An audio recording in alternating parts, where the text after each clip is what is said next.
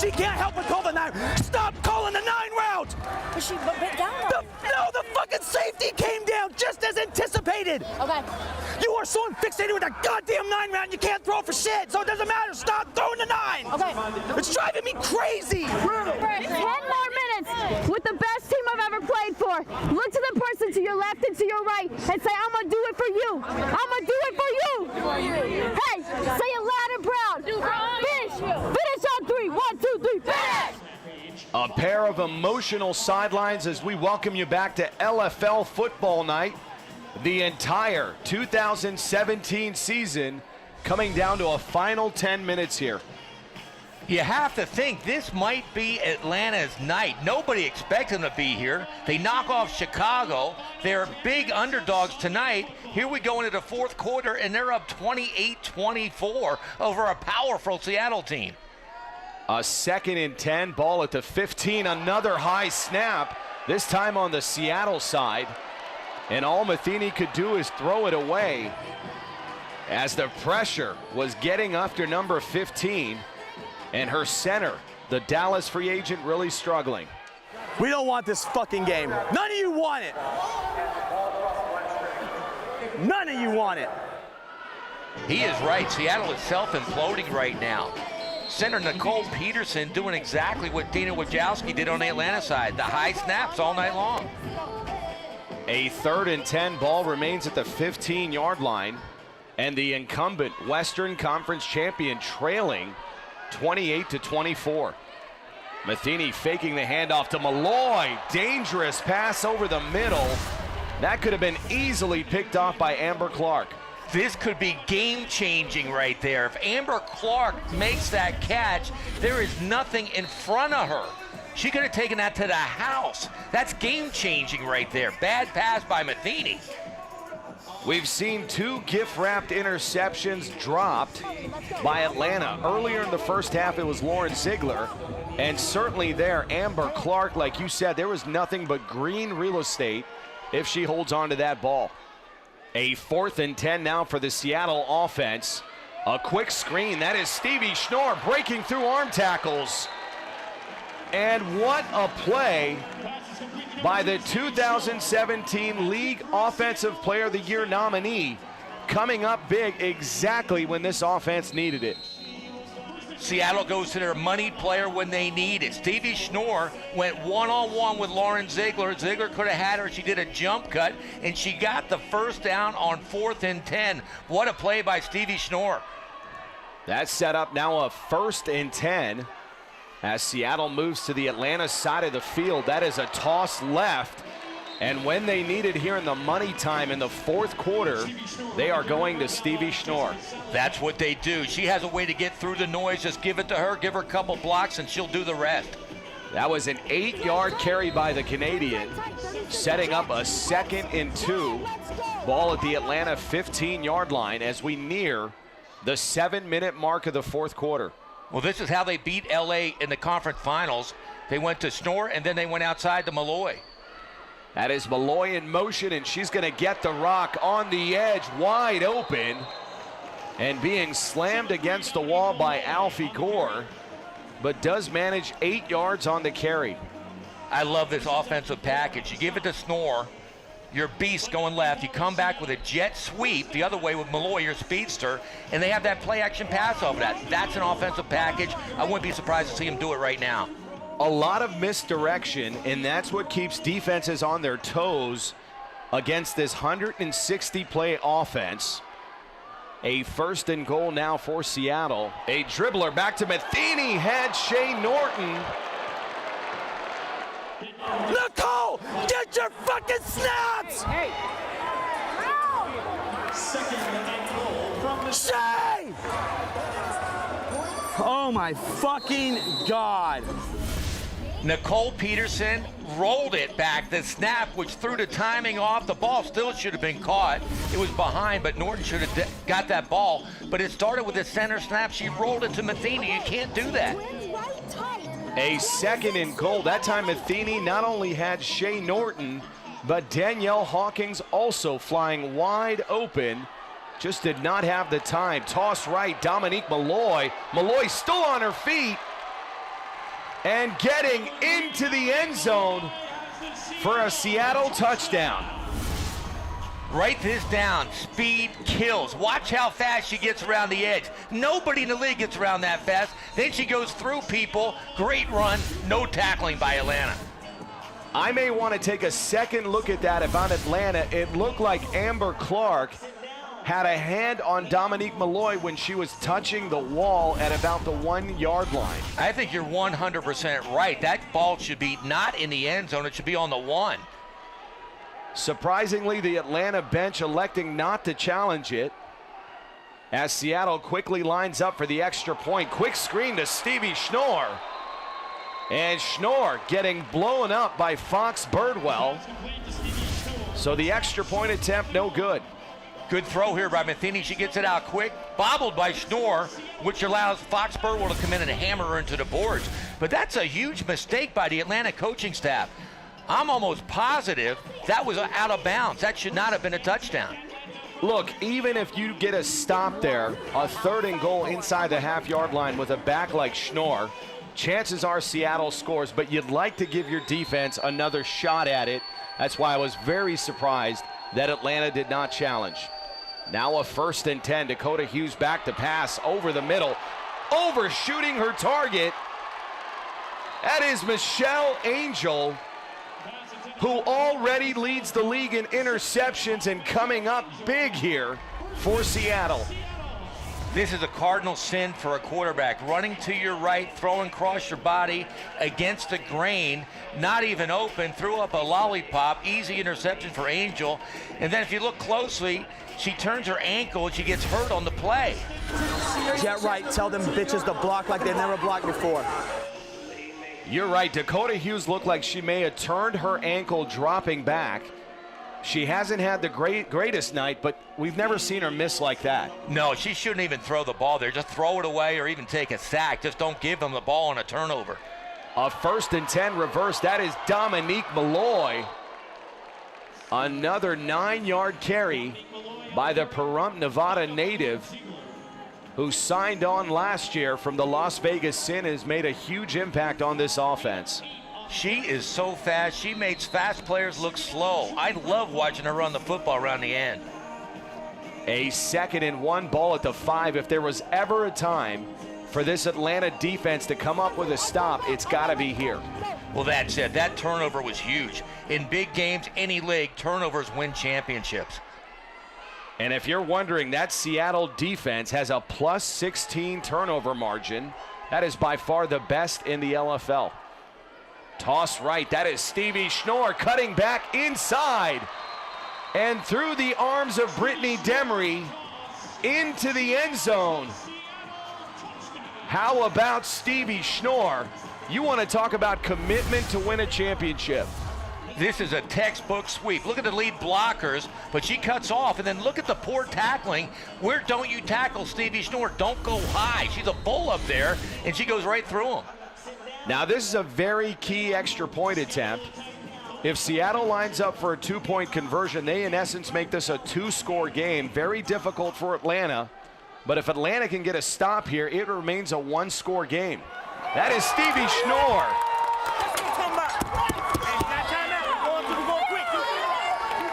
Defense, do not get beat deep.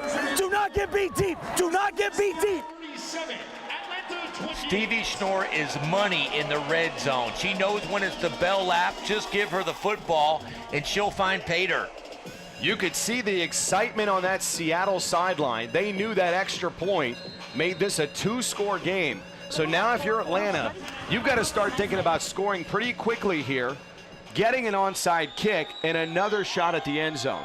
They can do it, but they need a big stop by their defense, and they cannot do this.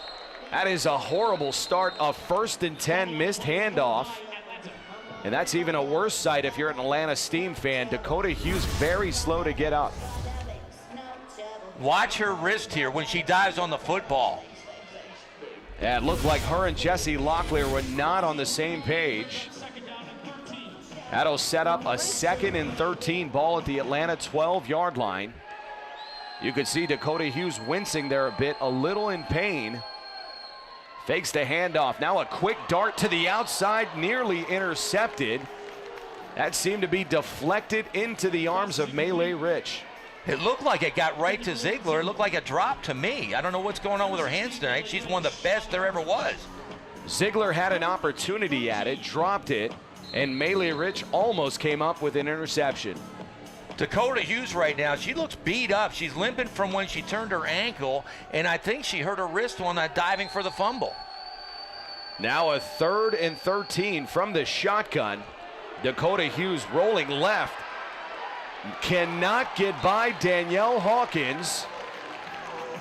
This Seattle defense is really turning it up a notch. You can feel the momentum has totally turned. Seattle looks like the team they were 2 years ago when they won the Legends Cup. They're feeling it right now. Atlanta, on the other hand, can't do anything. This offense now facing a must-convert down. A 4th and 12. There's a look at Dakota Hughes' ankles. She's moving pretty well there. So hopefully no lingering effects from that earlier injury. This offense now with their backs against the wall. From the shotgun, Dakota Hughes looking to the right and connecting. That is Jolia Fezekai, but 2 yards short of the sticks. And Seattle will now take over on downs. Can you smell what the bull is cooking tonight? Listen, get me a first fucking down and you're gonna be a Legends Cup champ, baby.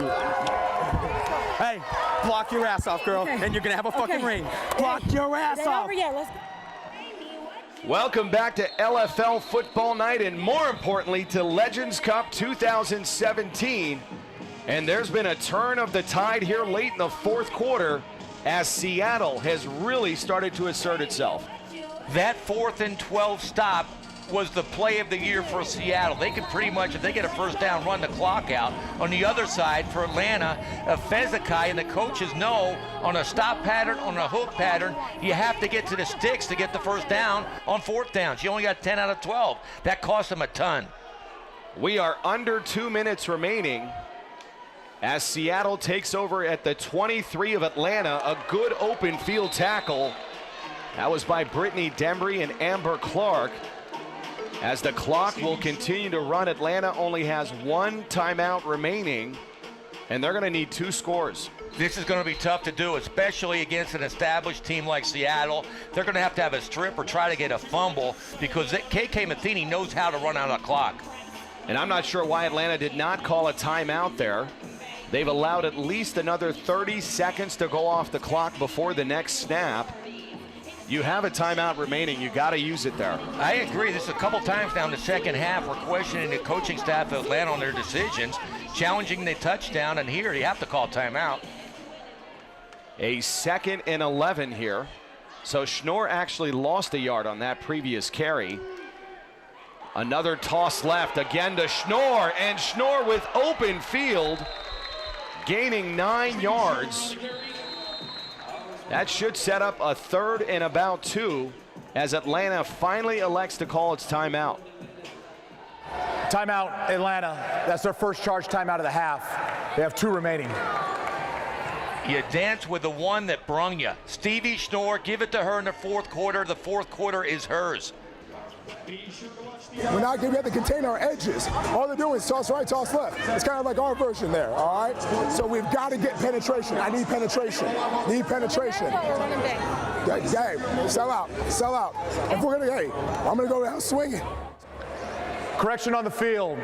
Atlanta had previously challenged the try, which failed. That was a charge timeout also, so that's their 2nd charge timeout of the half. They now have 1 remaining. No. No. You only get 2 a half. There's only 2 timeouts a half. There's only 2 timeouts a half. That's their last timeout. Okay. There's only 2 timeouts a half. Another correction on the field. There's only 2 timeouts per half. So therefore, Atlanta's now out of timeouts. They have no timeouts remaining. J.C. Holt did not get the memorandum on the timeout rule in the LFL. So indeed, Atlanta is out of timeouts. With a first down, the Seattle Mist become Legends Cup champs. Only Chris Michelson could be wearing stripes as a head coach and telling the head referee what the rules are on timeouts. I love it. A 3rd and 2 ball at the Atlanta 15-yard line.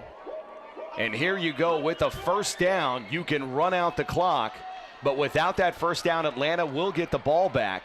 Toss left, Stevie Schnorr, and tackled by the uniform by Brittany Demery. So Seattle will have to run another play, and it's an epic play. It's a 4th and 1. You gotta love the heart of Atlanta. Stopping Schnorr short like that, that is hard to do. This game is not over yet. The clock will continue to run as Seattle will not have to snap the ball till you get down to about the 20-second, maybe 15-second mark. So Atlanta may get the ball back here. A 4th and 1. This is for all the marbles. Schnorr and Malloy split in the backfield. The handoff goes to Malloy and up the middle. Malloy gaining 4 yards and sending Seattle to what's sure to be a Legends Cup championship. What a call by Coach Michelson. Everybody in the arena thought Stevie Schnorr's getting the ball. He counters with Malloy and she gets the 4, and they got the title. They got the Legends Cup. Confetti starting to rain down on this Seattle Miss team. Your 2017 Legends Cup champions. Back with the trophy presentation after this. What a night for the Seattle Miss. This is Bobby Huco up in the box. My partner Mitch Mortazza going down on the field for the presentation. But this is incredible. Jessica Hopkins, she retires tonight, her last game ever, after 7 incredible years in the LFL, one of the best. Dina Wojcicki, she's got to be heartbroken right now. Along with Dakota Hughes from Atlanta, they put their heart into this game. Nobody thought Dakota would be here. She has not ever won a Legends Cup. She wanted this game so bad. She is only 22. She'll be back. Tonight's all about the Seattle Mist. This is the second time in 3 years they are the champions of the LFL. We're going to take it down to the field. My partner, the commissioner of the league, Mitch Mortazza, is down on the field with the presentation. What an afternoon here in Ontario, California. Thank you for coming out and supporting us here. This is the home of the Temptation. However, this afternoon, we saw one whale of a ball game, the Atlanta Steam and the Seattle Mist. Before we honor the Seattle Mist here, I want to give a round of applause to an improbable season, an amazing run for the Atlanta Steam. A round of applause.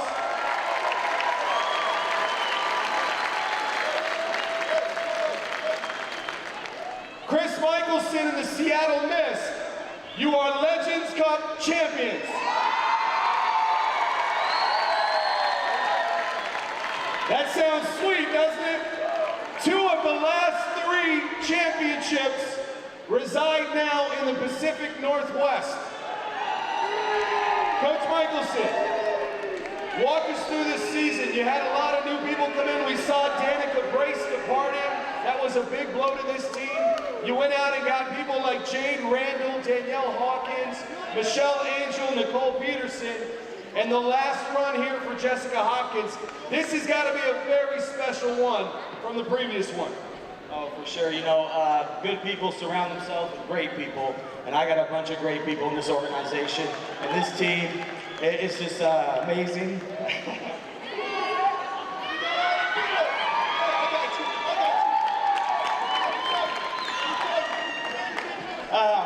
You know, we go through a lot of stuff up in Seattle, and we had some adversity, but these girls are resilient and never gave up, and they continue to work and continue to work. Even in that 3rd quarter when we went down, they came back, they found a way to win, and that's what this team does. They just find a way to win. Congratulations, Coach Michelson. And our 2017 game MVP is none other than Stevie. Now, you were nominated for Offensive Player of the Year, League MVP. Didn't walk away with that, but you got something a lot more special. And you got Game MVP of the Legends Cup. How does that feel? You know what? I'd give up anything else. This is all I wanted with these girls. That's all I care about, and that's what I got. So, congratulations. Jessica Hopkins, come on over. Now, Jessica Hopkins, for those of you guys who don't know, has had a long run since 2009. She made it official this year that this was going to be her last game, and what a way to finish it, Jessica Hopkins. Absolutely. I couldn't ask for anything better. This is the way any athlete wants to go out. I can't thank anybody but my coaches and my team and all of our support staff. You know, you guys brought us to this point, so thank you so much for anybody that's finishing up this year. There's no better way to go out, so thank you guys. And KK Matheny, let's have you say a couple words. KK Matheny, you're going to have a good time tonight. You still have a lot of football ahead of you, but now you're a two-time champion quarterback. How does that feel? Like, it literally feels so much better than what I thought it would feel like. I seriously love you guys so much. I love you guys so much. I love this sport so much. I put so much into it. It's a passion that makes our team good. All of us are passionate about this game. And our coaches literally treat us like men. And I know I say that a lot, but it is so true. He lets me call plays that I wouldn't call, like nobody else would call in this league. So, thank you so much to Coach Chris and all the coaches and our support team and our fans, of course. But seriously, thank you to the coaches because we wouldn't be here without them. And all you girls, I love you guys so much. We do this for each other, and everybody knows that. This feels so good right now. What a night for quarterback KK Matheny and head coach Chris Michelson. Their second Legends Cup championship. That'll do it from Los Angeles. For my producer, Brian Petros, my partner, Mitch Mortaza, I'm Bobby Hugo. We'll see you in 2018.